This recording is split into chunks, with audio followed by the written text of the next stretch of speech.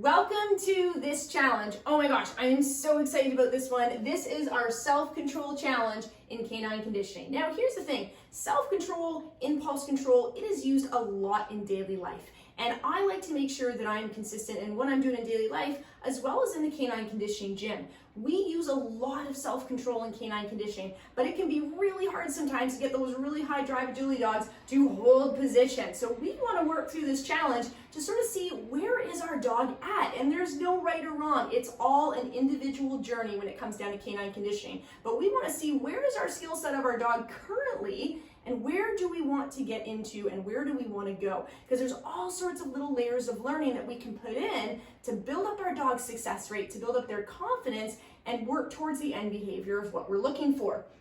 So why do we work on self-control in canine conditioning? First off, a lot of times we ask for position holds. Once we get into a lot of weight shifting exercises, the dog is required to hold and maintain position. That means not moving any of their paws while we walk around them. Dogs are really well balanced when their heads are straight, but the minute their heads start to turn, that's where they become unbalanced and they start to weight shift, especially when we start working on unstable pieces of equipment. But we need the dog to understand to just hold position while we create that weight shift. But let me tell you, it doesn't happen off the bat. How many people on here have had dogs that they come onto their equipment and they're there for about 1 or 2 seconds, and next thing you know, they're flying off and they're not holding position? This is a challenge that I definitely want you to work on. So position holds and weight shifting exercises, that's really important. Also, how to get the dogs to use their body. So this is important. Dogs at first, they don't really quite understand that they can move their head while keeping the rest of their body still. It's a very tricky thing. Think of little puppies when we're starting to train this. They don't quite understand that they can just move their head independent of the rest of their body. So we're really teaching, higher level body awareness for our dogs when we're asking them to hold position. And it also becomes a lot more targeted in terms of the muscles that we're looking to utilize. When we're on unstable pieces of equipment, we really rely on the core and the small stabilizers to hold our dogs in position. But from a training standpoint, if they don't have that ability to hold position, we're not going to tap into those muscles. So this is why this is a great exercise and challenge to be working on with your dog.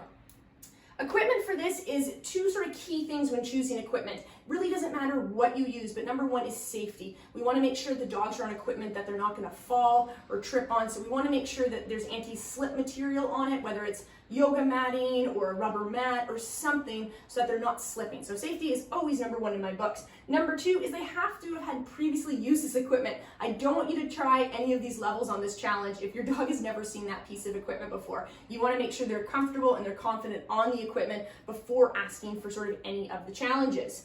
And for the training of this, you want to slowly build up each level. In order to move to level 2, you have to be successful in level 1. In order to move to level 3, you have to be successful with level 1 and level 2. Gradually build this up. It's not a rush to, can you get to level 4 and do it perfectly? I want to make sure that you're putting in all those little layers of learning so that your dog is successful. And that's going to help to really build their confidence up. If we rush them to a challenge that is outside of their pay scale and they're not ready for, it's going to get us frustrated, the dogs are going to get frustrated. We really need to make sure we're quite clear in terms of our exercise criteria for this. So when you're working on level 1, make sure you're being really picky on the form and that you're not progressing to level 2 until you really love what you see at level 1. And then progress all you want as long as your dog is showing the proper form and posture that you're looking for on the equipment. So there are 4 levels to this challenge. We're going to go into the canine gym. We're going to look at these challenges with Keeper and see how it all goes. So stick around. Let's take a look at this challenge. Welcome to level 1 challenge. So what you need for this challenge is 2 pieces of either stable or unstable pieces of equipment. And this is really going to depend on your dog's comfort level with the equipment as well as their previous training and fitness level. You're going to start with the 2 pieces of equipment and make sure that you also have a handful of treats available to you. In terms of the distance between these 2 pieces of equipment, you want to make sure that your dog is standing in a natural stacked position with front feet underneath shoulders and hocks perpendicular to the ground. They should be looking forward and just hanging out and maintaining position. Once they're in that right position, you're going to reward them a few times and then you're going to start with the actual challenge. So let's get Keeper on here and see how we go. Break. Good girl. Super. So we're going to start with the dog coming onto the equipment, and we always want to make sure we're checking that preview. So I want to check her front feet, they're underneath shoulders, her hocks are perpendicular to the ground, and her front feet or hind feet are nice and even. So that is the starting position to this, and I want to make sure you reward your dog in that position several times and just letting them know that they're doing an awesome job for maintaining positioning.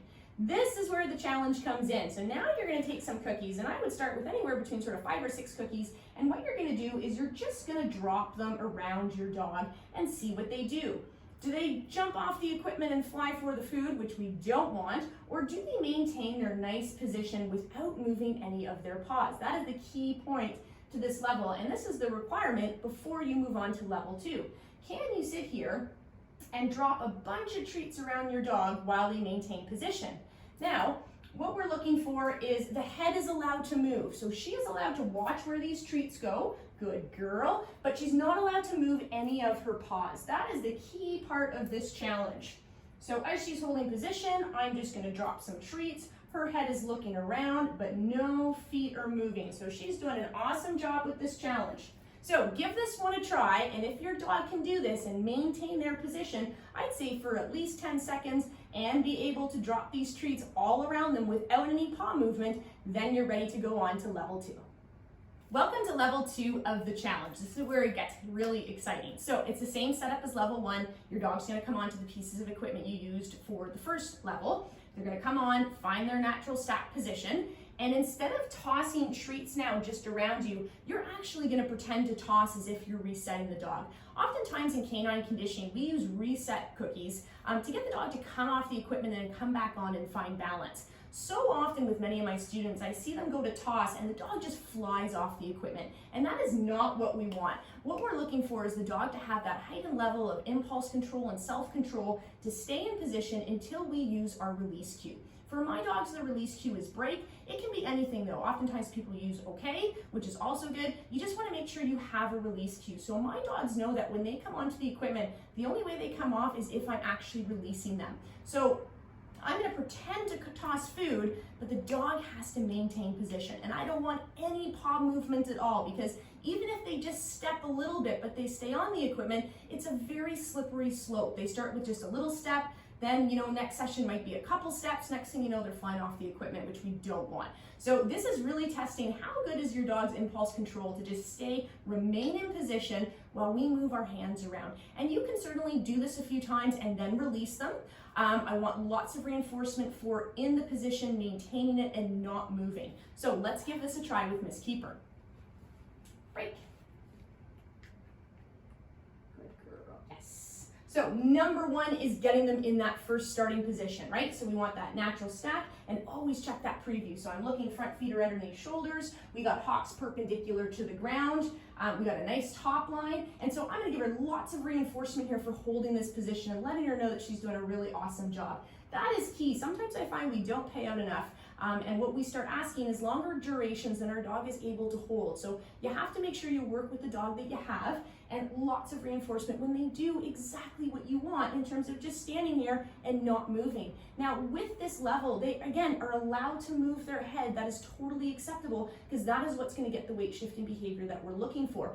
But we can't have any paw movement. So we start with this. Remember, in level 1, we just sort of drop cookies here. Dog didn't move. Well done. This time now, we're going to actually, first I'm just going to pretend to toss. She doesn't move. Awesome. Good girl. Well done, Keeper. Then I'm going to toss. Yes, good girl. She didn't move. I'm going to toss again. Yes, good girl. Again, no paw movement. So that was awesome. Now what I'm going to do is I'm going to use my release cue and then throw a cookie. Break, search. Good girl. And then she can collect the cookies. Then we're going to come back on. Good girl. Again, finding that nice balanced position. And now I might just go off to the side here. I might switch sides in terms of where I'm pretending to toss. Well done. Good girl. Just throw the cookie. Break. Search. Good girl. Awesome. That was very good, kid. So I want you to work through this level, tossing cookies on either side, making sure that you're really giving them a good toss. And then always rewarding the dog if they don't move. That is a key part here. So make sure you're paying out and rewarding the dog for maintaining that position. Let's go on to the next challenge. If your dog was successful with level 2 of this challenge, it is time to move on to level 3. So at this level, you're gonna have the dog come on, they're gonna find their natural stack position, and what you're gonna do is you're now gonna see, can you run around the dog in both directions while they keep their feet perfectly still. So again, they are allowed to weight shift. They're allowed to follow you with their head. That's the expectation of this exercise. I don't want you putting cookies in front and having that focus forward, because then we're not getting the weight shifting that we're looking for. So the dog comes on, they remain in position, lots of reinforcement for holding it, and then you're gonna see, can you run around your dog? Now, if you're stuck on this level for a little bit, that is okay and totally normal. What you might do is just take a step to the side, come back in and reward. Take a step to the other side, come back in and reward. You're gonna slowly build in those little layers before you're able to run around your dog in both directions. But in order to move on to level 4, you have to be able to run around your dog in both directions a couple times while they maintain their foot positioning. So let's try this with Miss Keeper. Break, break, good girl. Good girl. And feet, there, very nice, good girl. Okay, so starting point, again, always checking that preview. Now, she moved her front left foot here a little bit. I don't love the preview, so when that happens, I'm just gonna toss and reset. Break, search, good girl. Have them come back on, there we go, very nice. Finding that foot positioning that I'm looking for. So the preview looks good, she's holding position. Now, I don't want you to use the word wait or stay. So often I see students use this and they're like, wait, no, really wait or stay, and they use that word over and over and over again. I don't want you to have to say anything. When I have my dog come onto the equipment, the expectation is that you hold position unless you hear otherwise. If I ask for a different behavior, then away we go. If I ask for a release cue, then that's fine too. But you should just be able to hold position. I don't want to be that tyrant that's constantly saying, wait, stay. They shouldn't need that. But again, we have to slowly work up to that. So dog's gonna hang out in this position. I'm just gonna stand up. I'm probably gonna keep the food bowl somewhere. Maybe I'll just keep it on me because I don't want her to focus forward on the food bowl. So she's gonna hang out there. First, I'm just gonna walk around. She doesn't move, well done. Then I'm gonna walk around the other way. She doesn't move, well done. So I know she can confidently stand there. Can now I run around? So I'm gonna run around, no foot movement, she gets reinforced. Can I run around this way? Perfect, well done. Now I'm gonna do that twice in each direction. So I'm running around, that's 1, that's 2, well done. The other way, 1 and 2. Good job, well done. Good girl. So what you're looking for is that you're able to run twice around in each direction while your dog holds position, no foot movement. And if they do start to move their feet, then you're just gonna make the challenge a little bit easier. Not run around, decrease the speed that you're at. Good girl. You're gonna decrease the speed that you're at to make it a little bit easier for the dog and slowly work up to being able to run around twice in both directions while they don't move their paws. If this goes really well, you're ready for level 4 of our challenge.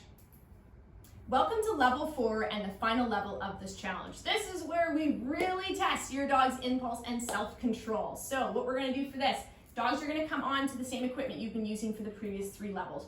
You're gonna get them to come on, find that natural stack position, and then from there, we're gonna up the challenge. Can they hold position while I play with another dog? Now, if you don't have another dog, no big deal. There's other ways that we can create distractions in terms of just tossing toys around or running back and forth or knocking on the door, anything that's gonna sort of distract your dog. But what we want is we want to see them maintaining that good posture, and I don't want to see any paw movement. It's a slippery slope like I've talked about before. Little paw movement turns into a big paw movement, and next thing you know, they're coming off the equipment. But self-control is really important in canine conditioning.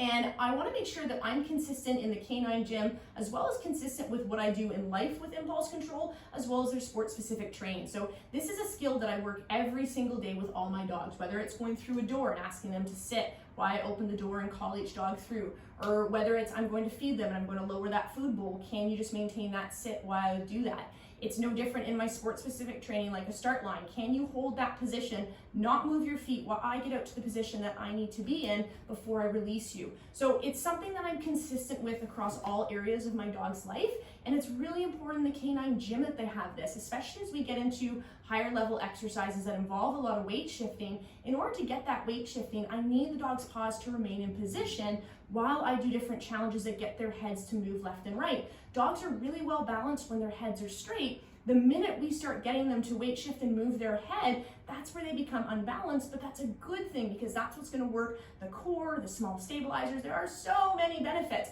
but they have to understand to maintain position.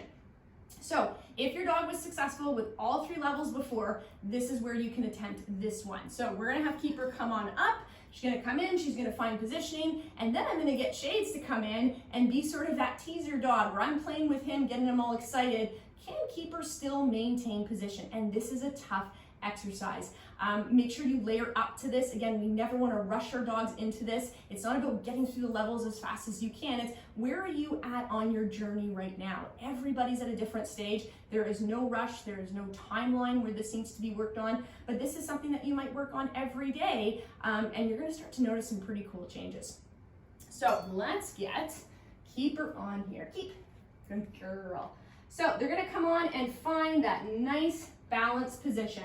So I'm looking, hocks are perpendicular to the ground. Front feet here, we're just a little bit staggered and I'm pretty picky on this. So I'm gonna release her, break, search.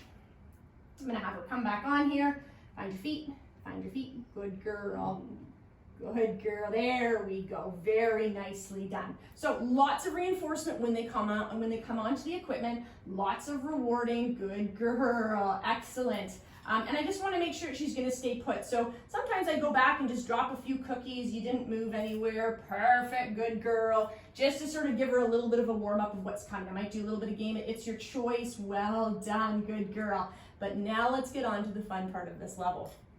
So she's going to maintain position. Now for this, make sure that you have a couple of cookies on you so that when you're playing with your dog, you can come in. Oh, good girl. You can come in and quickly reward them, okay? Because you want to make sure you're reinforcing them for maintaining that position, especially if this is something brand new that you've never tried with your dog before. So another cookie, well done. Shades, break, Shades. Good boy, get it. To get through it. Yes, good. Well done. So there she hasn't moved. She sniffed, but she didn't move. Shady, get it. Yeah, good boy. And I'm just gonna play with him and get that toy, and she needs to just hold position. Good girl. Shady, just good boy. Good boy. Get a good girl, Keeper. So I'm still praising Keeper as I'm playing with Shades here. Good boy. Good boy. Yes, good girl. Ready? Get it. He's probably wondering why he's not getting any cookies. Good boy. Superstar Shade. Yes, good boy. And she's holding that position and doing a wonderful job. Shades, get it. Good boy. Super. Super. Yes, good boy. Shades, come on. Sit. Good boy. Good. And lots of reinforcement for the baby dog here who held position the entire time, didn't move any paws, and just hung out there. So that is level 4. Give it a try. Let me know how it goes. Happy training.